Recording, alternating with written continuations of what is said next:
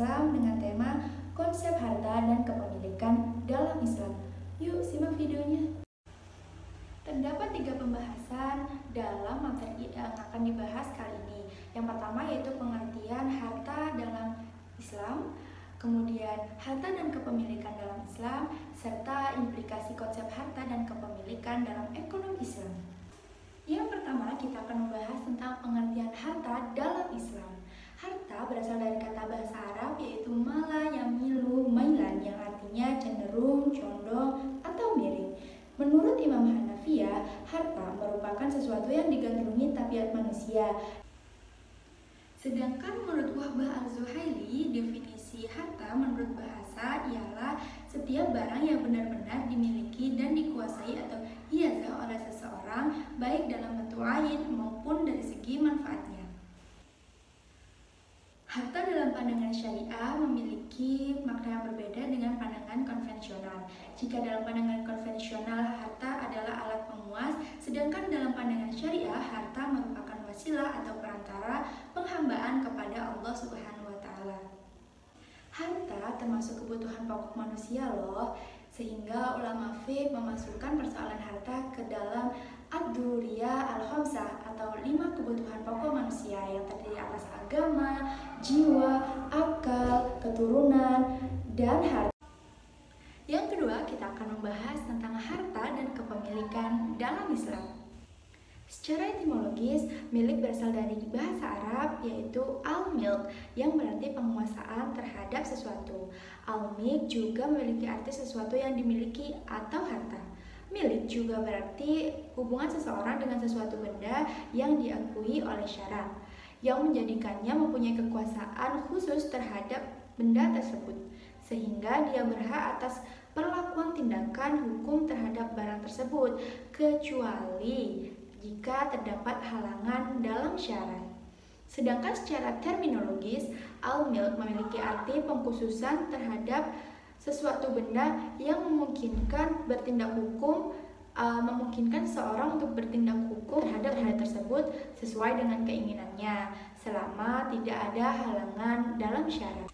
Terdapat 2 hambatan syar'i yang menghambat kepemilikan seseorang. Yang pertama yaitu gila, sakit ingatan, dan hilang akal.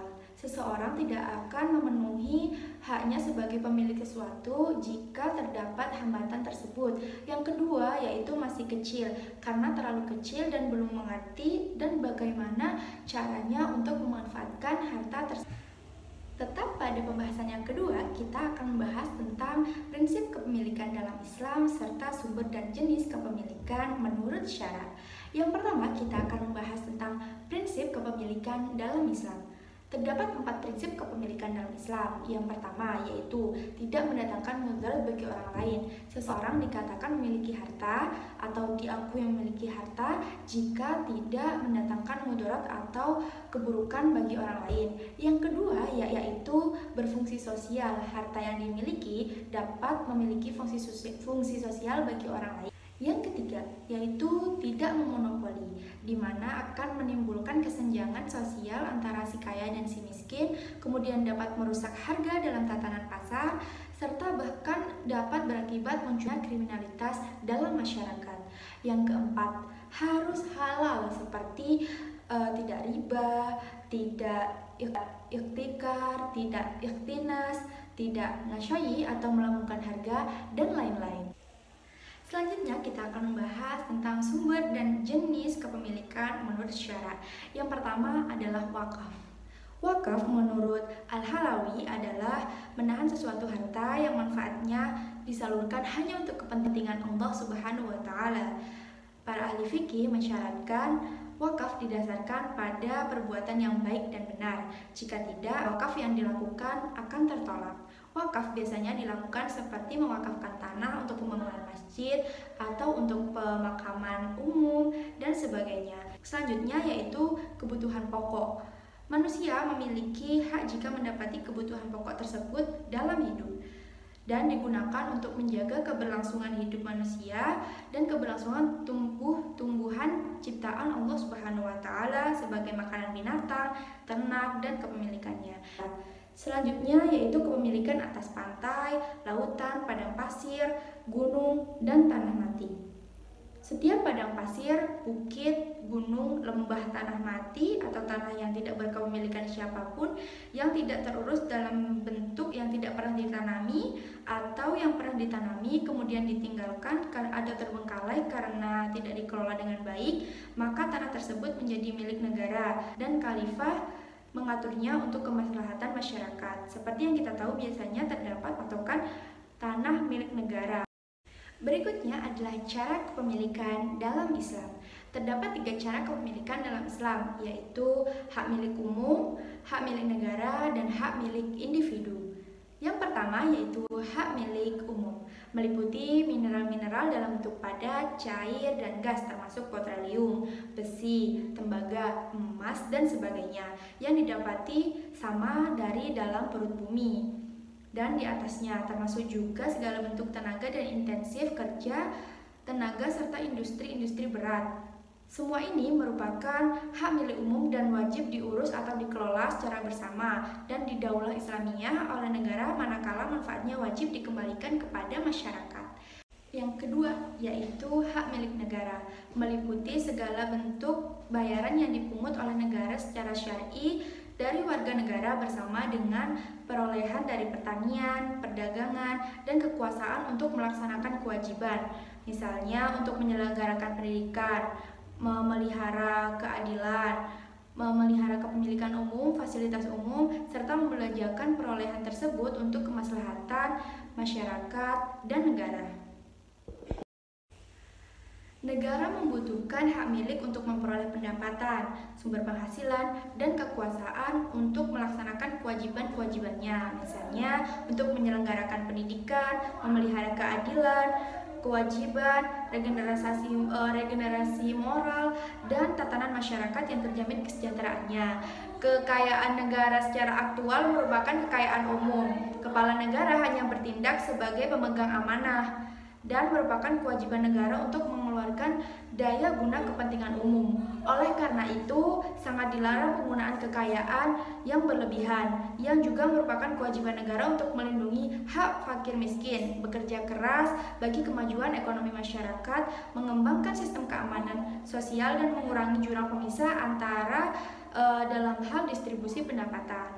Jadi sangat tidak etis jika seorang pengelola keuangan negara atau aparatur negara melakukan korupsi besar-besaran terhadap kekayaan yang dimiliki oleh negara tersebut, karena pada dasarnya kekayaan tersebut adalah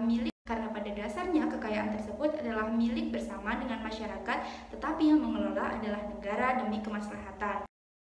Yang ketiga yaitu hak milik individu. Selain dari 2 jenis kepemilikan tersebut, harta-harta boleh dimiliki oleh individu secara syar'i loh, dan setiap individu itu perlu membelanjakan harta tersebut secara syar'i juga. Proses kepemilikan ini harus dapat melalui cara yang sah menurut ajaran agama Islam.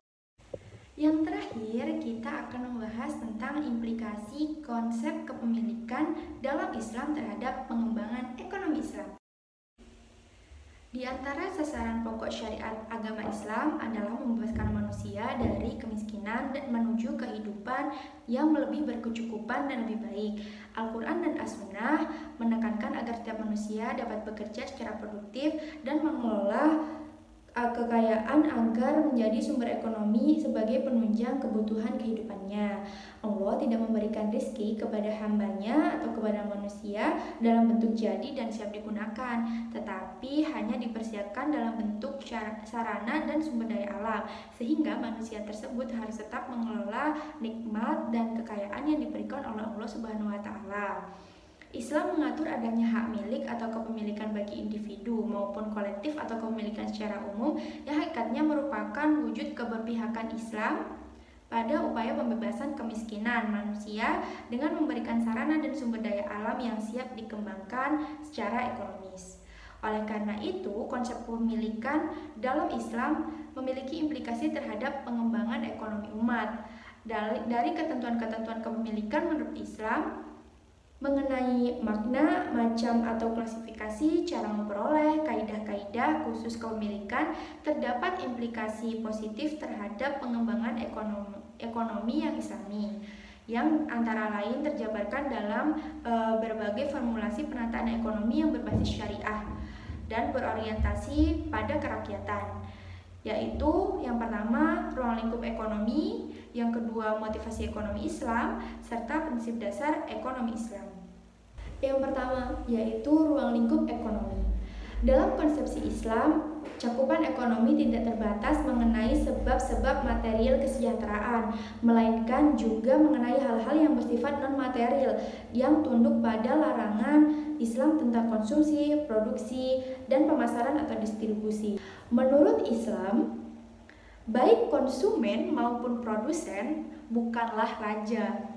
Perilaku keduanya harus dituntun oleh kesejahteraan umum, individual, dan sosial sesuai ajaran syariat agama Islam. Hal ini yang biasanya salah diartikan oleh masyarakat yang menganggap dirinya sebagai konsumen. Jika dirinya sebagai konsumen, mereka adalah seorang raja, di mana produsen itu harus menyiapkan segala sesuatu itu sesuai dengan kemauan konsumen. Tetapi berbeda dengan konsep Islam, di mana keduanya memiliki hak dan kewajiban yang sama sesuai dengan syariat Islam. Yang kedua yaitu adalah motivasi ekonomi Islam. Salah satu kekhasan ekonomi Islam yaitu bahwa motivasi dari aktivitas ekonomi adalah mencari keuntungan di dunia dan akhirat sebagai pelaksanaan tugas kalifullah dalam kerangka ibadah dan dalam arti yang luas. Jadi mencari uang atau mengumpulkan harta dalam Islam itu tidak hanya mencari keuntungan di dunia, tetapi juga mencari keuntungan di akhirat sebagai kalifullah di bumi ini. Selanjutnya yaitu prinsip dasar ekonomi Islam. Dari makna dan kaidah-kaidah kepemilikan perspektif Islam dapat pula diformulasikan prinsip-prinsip tersebut atau prinsip-prinsip dasar ekonomi dalam 7 prinsip. Antara lain yang pertama yaitu kebebasan individu. Setiap individu memiliki kebebasan untuk berbuat keputusan yang dianggap perlu. Karena tanpa kebebasan, individu muslim tidak dapat menunaikan kewajibannya dalam hal agama, negara, termasuk yang berkaitan dengan kegiatan ekonomi, demi kesejahteraan pribadi dan keluarganya asal tidak merugikan pihak yang lain. Seperti yang dikatakan tadi, harta atau kepemilikan itu boleh dalam Islam asal tidak membawa kemudaratan bagi orang lain. Yang kedua yaitu ketidaksamaan ekonomi dalam batas yang wajar. Islam mengakui adanya ketidaksamaan ekonomi di antara orang per orang, namun tidak membiarkan ketidaksamaan tersebut menjadi bertambah luas atau kesenjangan tersebut semakin jauh, melainkan berupaya agar ketidaksamaan tingkat ekonomi tersebut masih dalam batas yang wajar. Selanjutnya yaitu kesamaan sosial. Islam mengakui adanya ketidaksamaan dalam ekonomi, tetapi Islam mendukung adanya kesamaan sosial, sehingga kekayaan di negara tidak hanya dinikmati oleh sekelompok masyarakat tertentu saja. Di samping itu, harus pula diupayakan agar individu memiliki peluang yang sama untuk melakukan usaha dan melakukan aktivitas ekonomi. Yang keempat yaitu jaminan sosial. Menurut Islam, setiap individu memiliki hak untuk hidup, dan setiap warga negara dijamin untuk mendapatkan kebutuhan pokoknya. Hal ini tidak hanya terdapat dalam ajaran agama Islam, tetapi terdapat juga dalam Undang-Undang Dasar 1945, di mana di dalamnya terdapat pasal yang menyatakan bahwa negara menjamin hak hidup dan menjamin kebutuhan setiap warga negaranya. Yang kelima yaitu distribusi kekayaan secara meluas. Sistem ekonomi Islam melarang penumpukan kekayaan pada kelompok kecil tertentu, melainkan harus ada pendistribusian secara luas kepada para mustahik. Harta yang dimiliki oleh seseorang dan memenuhi ukuran tertentu adalah mengandung hak orang lain yang membutuhkannya, seperti saat langkanya LPG. Itu kan waktu itu langka sekali, dan ternyata terdapat orang-orang atau oknum-oknum tertentu yang menimbun. Nah, di situ hal tersebut dilarang oleh Islam karena terdapat hak-hak manusia lain dalam penumpukan harta tersebut. Selanjutnya yaitu larangan untuk menimbun kekayaan. Nah, dalam Islam ini selalu mencegah terjadinya praktek penimbunan kekayaan atau komoditi yang dimaksudkan agar tidak terjadi kelangkaan seperti yang saya sebutkan tadi, seperti kelangkaan LPG, kelangkaan beras, kelangkaan hal-hal lain yang bermanfaat bagi kemaslahatan dan kepentingan manusia banyak. Nah, kemudian yang terakhir yaitu kesejahteraan bersama. Islam mengakui kesejahteraan individu dan kesejahteraan masyarakat bersama dengan saling melengkapi, bukannya saling bersaing atau bertentangan bahkan menjatuhkan antara keduanya. Sistem ekonomi Islam berupaya meminimalisir kemungkinan terjadinya aneka konflik dan aturan yang dapat mewujudkan manfaat bersama. Jadi dalam ekonomi Islam itu yang utama adalah kesejahteraan bersama, di mana meminimalisir pertentangan-pertentangan yang terjadi antar aktivis ekonomi serta menciptakan aturan-aturan yang dapat mewujudkan manfaat dan memberikan kemaslahatan bersama. Sekian pembahasan kita kali ini dalam ekonomi Islam dengan tema konsep harta dan kepemilikan dalam Islam. Semoga dapat menambah wawasan dan pengetahuan teman-teman sekalian. Jika terdapat kata-kata yang kurang berkenan di hati teman-teman sekalian, saya sebagai manusia biasa meminta maaf yang sebesar-besarnya, dan kesempurnaan hanyalah milik Allah Subhanahu wa Ta'ala semata. Sampai bertemu lain waktu dalam pembahasan ekonomi atau mata kuliah yang lain. Tetap jaga kesehatan. Jangan lupa pakai masker, mencuci tangan, dan jauhi kerumunan. Wassalamualaikum warahmatullahi wabarakatuh.